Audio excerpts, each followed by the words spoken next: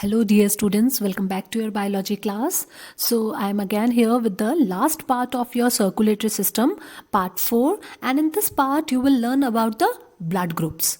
So we have already completed all other topics and only one topic is left, that is the blood groups. So now today you will learn about the different kinds of blood groups.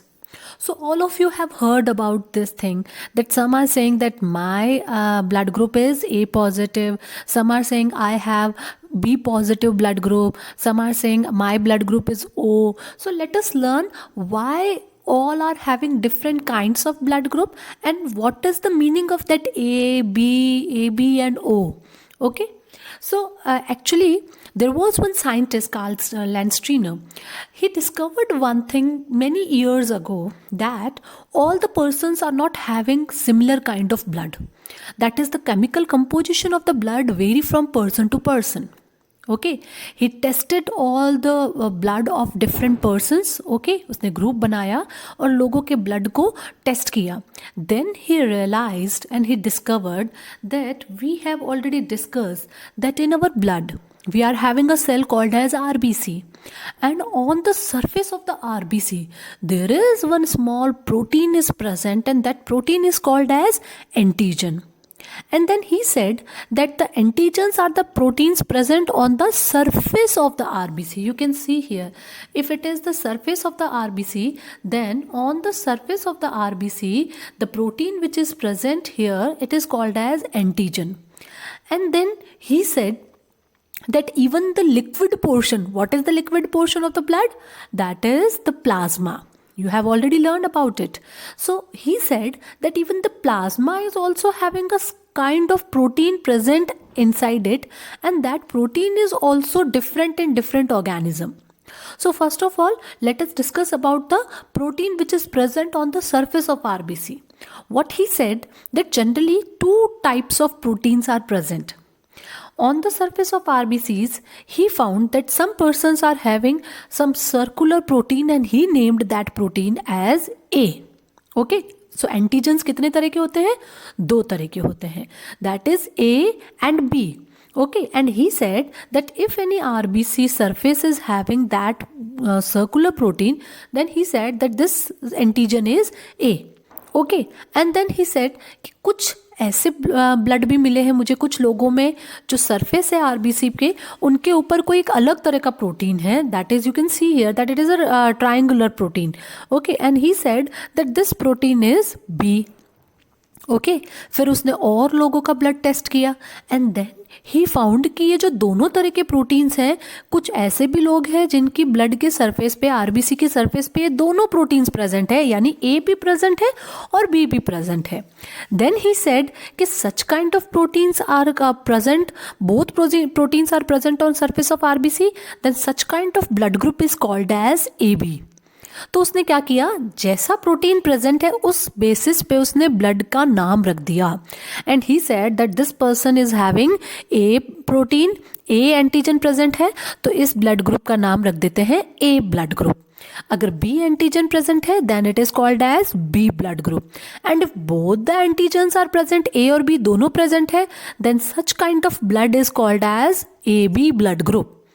And then और जब उसने दूसरे लोगों का blood test किया, then he found a innovative type of blood group जिसकी RBC के surface पे कोई प्रोटीन है ही नहीं, यानी कोई एंटीजन उसकी सरफेस पे अगर है ही नहीं तो उसको उसने नाम दे दिया है O blood group. Okay, so on the basis of antigens present on the surface of RBCs, he recognized that we are having total 4 types of blood group, and this is called as ABO blood group system. Okay. So ये जो 4 तरह के blood groups हो गए वो कौन से हो गए हैं? कुछ ब्लड ग्रुप ऐसे हैं थे जिनके सरफेस पे केवल एक प्रोटीन था, A protein. So antigen A present है, then it is called as A blood group. B antigen present है, then B blood group.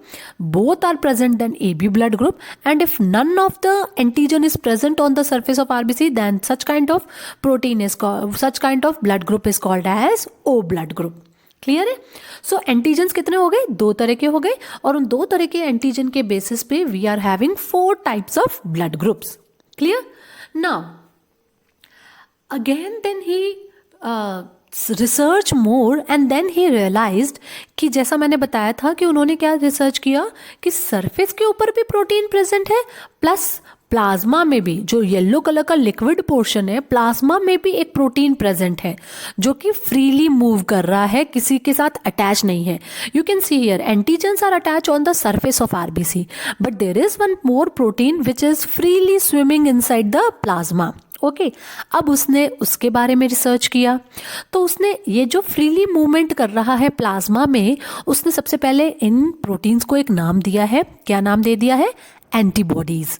He said that in the plasma एक और अलग तरह का प्रोटीन प्रेजेंट है, and that protein is called as antibodies. Now he studied about the antibodies and he realized कि अगर किसी के सरफेस पे एंटीजन ए प्रेजेंट है तो उसके पास में एंटीबॉडी दूसरी तरह की होती है. एंटीबॉडी उसकी कैसी है? बी एंटीबॉडी है. ओके एंटी बी लिखा है, so just remove that anti and just remember about the B antibodies. So हमने अभी क्या पढ़ा था कि सर्कुलर एंटीजन है तो उसको हमने बोला A antigen. So now here you can सी कि ये कोई पर्सन का ब्लड है, तो सरफेस के ऊपर अगर एंटीजन ए प्रेजेंट है तो उसकी प्लाज्मा में कौन सी एंटीबॉडी होगी? Antibody B. ओके मतलब एंटीजन जो है उसकी ऑपोजिट एंटीबॉडीज प्रेजेंट होती है. अगर अब यहाँ पे एंटीजन क्या है? बी एंटीजन है, तो यहाँ पे कौन सी एंटीबॉडीज होगी? Antibodies A. Clear? Now come to the third type, that is A B. अब ए बी के साथ में क्या है कि ए भी प्रेजेंट है और बी भी प्रेजेंट है, तो दोनों प्रेजेंट है, तो क्या हो रहा है? एंटीबॉडीज इसके पास है ही नहीं. ओके अब क्वेश्चन आता है कि क्यों नहीं है इसके पास antibody? The reason is actually students क्या होता है कि जो एंटीजन्स हैं वो और एंटीबॉडीज जो हैं वो आपस में क्या करती है? रिएक्शंस करती है. They work against each other. उन दोनों की आपस में बनती नहीं है, वो फाइटिंग करती है और वो फाइनली क्या करती है? आरबीसी के सेल्स को ही डिस्ट्रॉय कर देती है. Okay so what is happening here? If any blood is having antigen B, okay उस एंटीजन बी को अगर एंटीबॉडी बी मिल जाती है तो ये एंटीजन बी और एंटीबॉडी बी, ये दोनों बी बी आपस में रिएक्ट करेंगे और ये ब्लड की सेल्स को डिस्ट्रॉय कर देते हैं. इस डिस्ट्रॉय करने को क्या बोलते हैं? एग्लूटिनेशन. सो एग्लूटिनेशन से क्या हो जाता है? क्लम्पिंग हो जाती है, ब्लड के सेल्स सारे डिस्ट्रॉय हो जाते हैं. ओके सो नेचर के अंदर ऐसा ही कुछ मैकेनिज्म बना रखा है कि अगर एंटीजन ए प्रेजेंट है तो एंटीबॉडीज कौन सी होंगी? बी, जिससे कि ये आपस में रिएक्ट ना करें. अगर किसी पर्सन का एंटीजन ए है यानी ब्लड ग्रुप अगर उसका बी है, सी ब्लड ग्रुप का जो नाम होता है वो एंटीजन के बेसिस पे होता है जो कि आरबीसी के सरफेस पे है. सो अभी इस पर्सन का क्या ब्लड ग्रुप होगा? बी, बिकॉज इसके सरफेस पे कौन सा एंटीजन है? बी एंटीजन है. बट इसके प्लाज्मा में कौन सी एंटीबॉडीज होगी? ए एंटीबॉडीज होगी, जिससे कि ये बी इस ए के साथ में रिएक्ट न करे, बिकॉज नेचर के अंदर हम नहीं चाहते हैं कि ये ब्लड के सेल्स डिस्ट्रॉय होते हैं. ओके सो इसीलिए क्या होता है, जब अगर ए बी जो ब्लड ग्रुप जिसका है उसके पास में सरफेस पे दोनों एंटीजन्स प्रेजेंट है, ए भी प्रेजेंट है और बी भी प्रेजेंट है, सो अब इसके ब्लड ग्रुप में कोई भी एंटीबॉडी नहीं होगी, क्योंकि सपोज यहाँ पे अगर बी एंटीबॉडी रखते हैं तो ये बी एंटीजन के साथ रिएक्ट कर लेगा, और अगर ए एंटीबॉडी रखते हैं तो वो ए एंटीजन के साथ रिएक्ट कर देगा. इसीलिए ब्लड ग्रुप ए बी के अंदर कोई भी ब्लड की एंटीबॉडीज प्रेजेंट नहीं होती है. क्लियर है ये?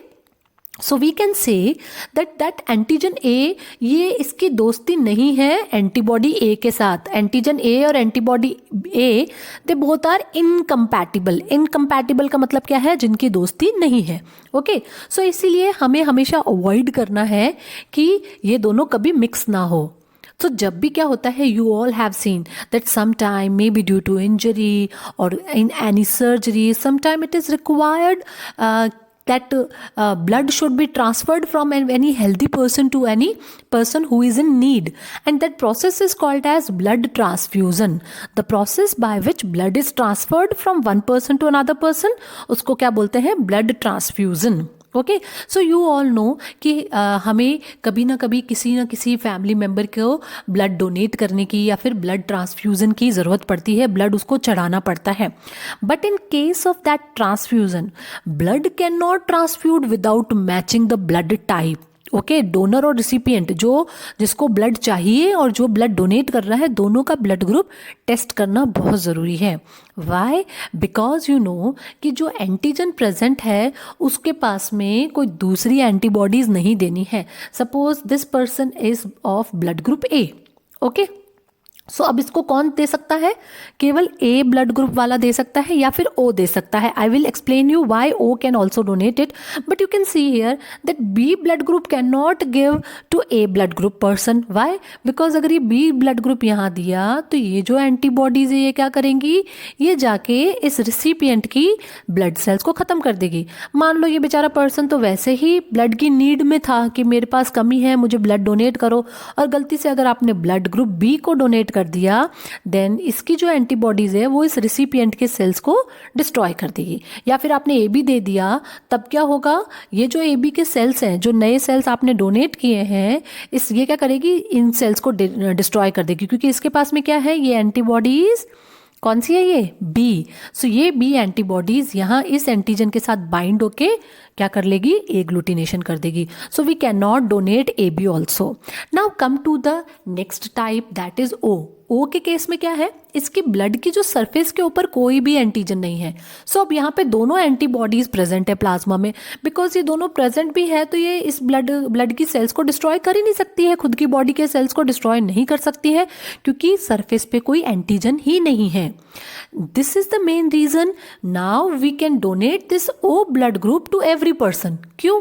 क्योंकि जब आप किसी भी बॉडी में, ए बी की बॉडी में, बी की बॉडी में या फिर ए की बॉडी में, किसी भी बॉडी में अगर आप ये सेल डालोगे तो इसके ऊपर अगर कोई पकड़ ही नहीं है, कोई एंटीजन ही नहीं है, तो इस सेल को कोई डिस्ट्रॉय कर ही नहीं सकता।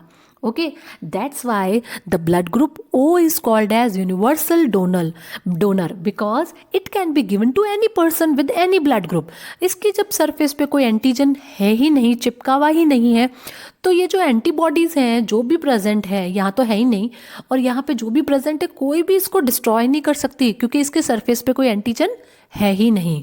Okay, that's why the blood group O is called as universal donor. And now come to the recipient. ये जो ए बी ब्लड ग्रुप है, this is called as universal recipient.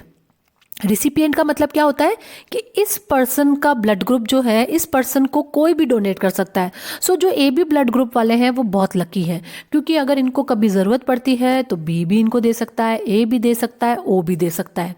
Now the question arises, why ma'am? The reason is that it is not having any antibodies to kill.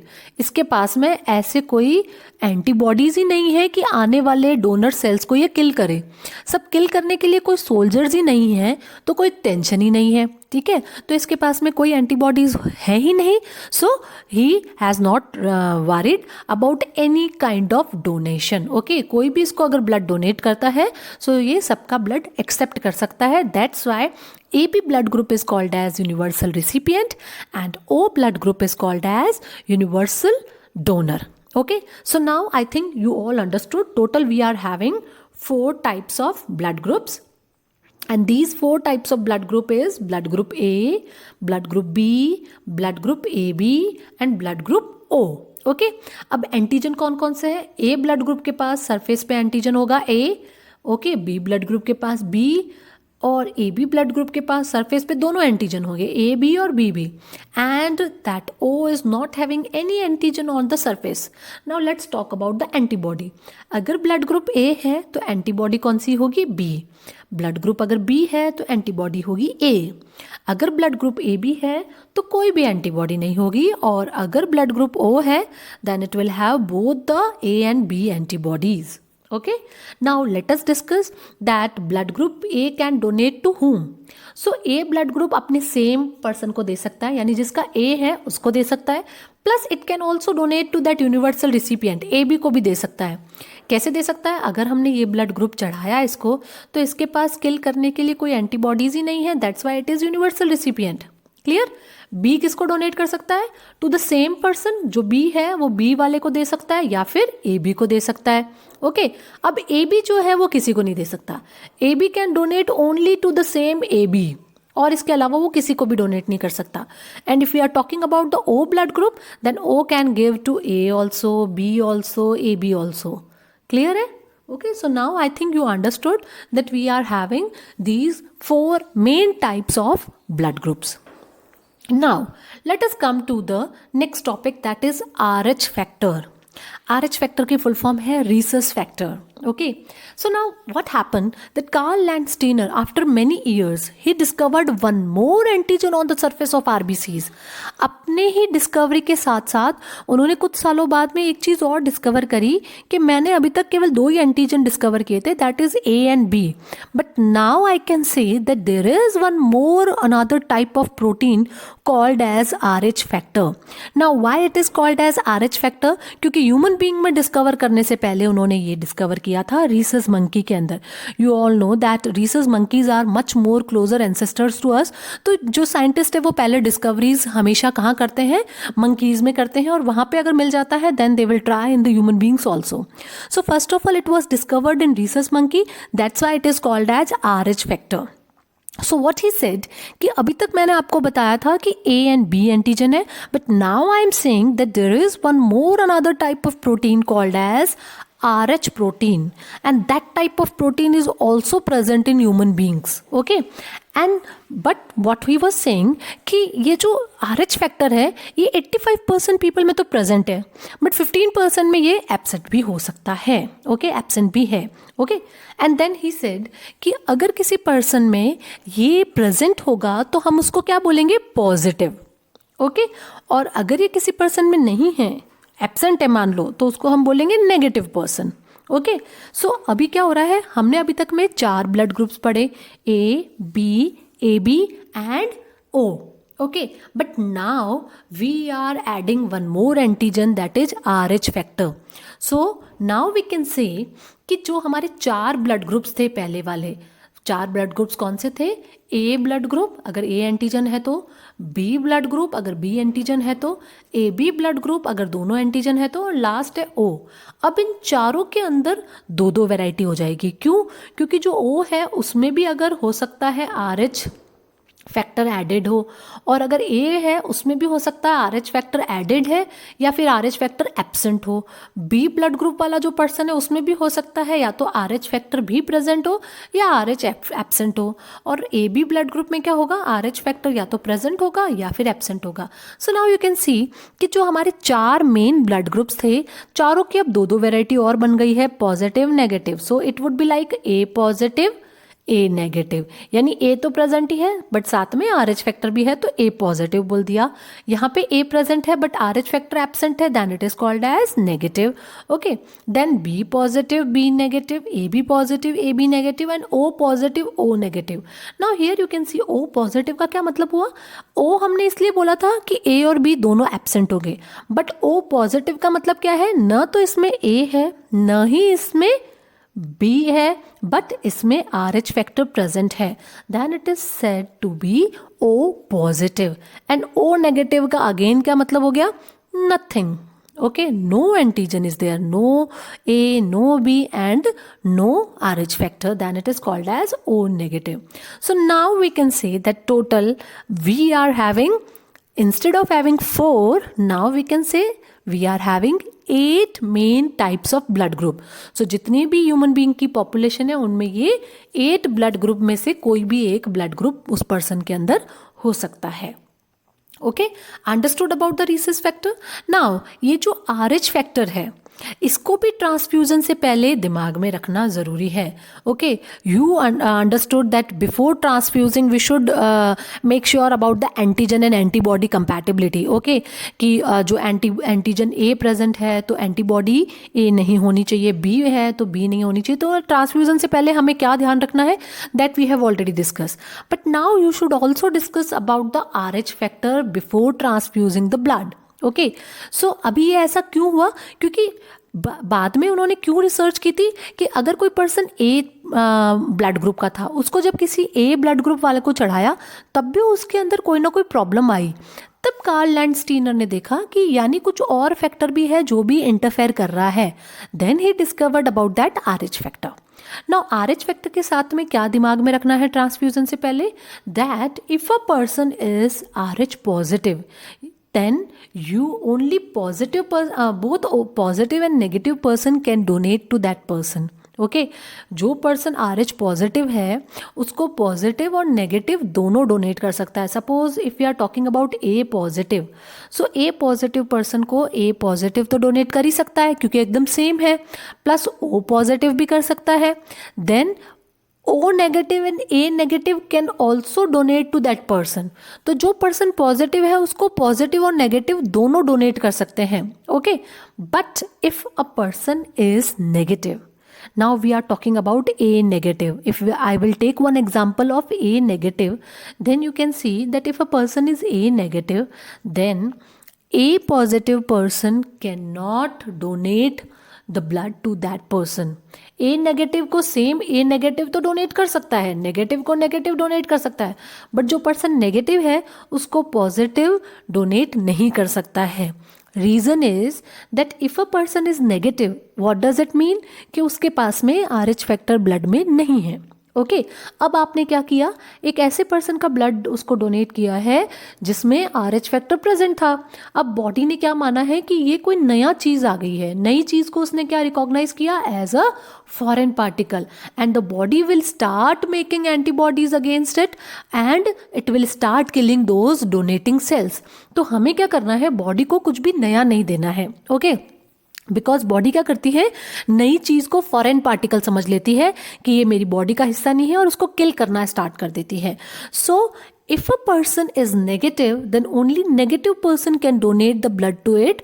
Positive person can't donate to negative. Now the question arises कि ये जो positive है इसको positive तो दे सकता है but negative क्यों दे सकता है इसको? Because if a person is donor is negative, then इसके अंदर क्या है, कमी है RH फैक्टर की. हम बॉडी को कुछ कम देंगे तो चलेगा, बट हमें कुछ भी एडिशनल एक्स्ट्रा चीज़ बॉडी को नहीं देनी है, बिकॉज उस केस में क्या हो जाएगा, उस केस में बॉडी उसको फॉरेन पार्टिकल समझने लग जाएगी. So just keep it in mind that one sentence that we should not give any extra thing to our body.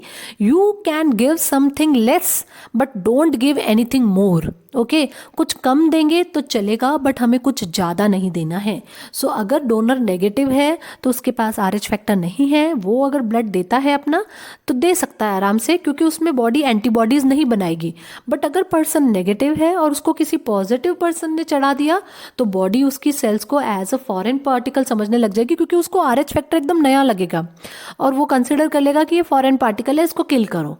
Okay, so understood. Before transfusion, what you should keep in mind before transfusion, you should keep in mind about the compatibility of antigen AB and even the RH factor also.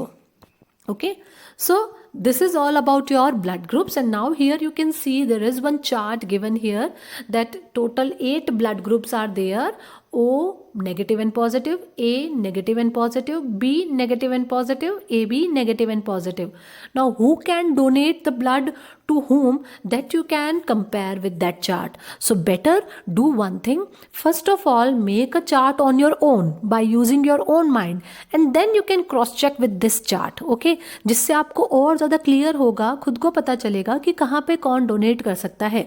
I explained you how you have to make this chart. Okay, आपको दिमाग में अब पता चल गया है कि कैसे किसको कौन डोनेट कर सकता है, तो you can easily make that chart on your own and then you have to compare your answers by this chart and then the concept will be more clear to you. Okay, so students, here our chapter is over and I wish all of you should revise the portion from your book also and solve your book exercise and ask me if you have any doubts. Thank you so much.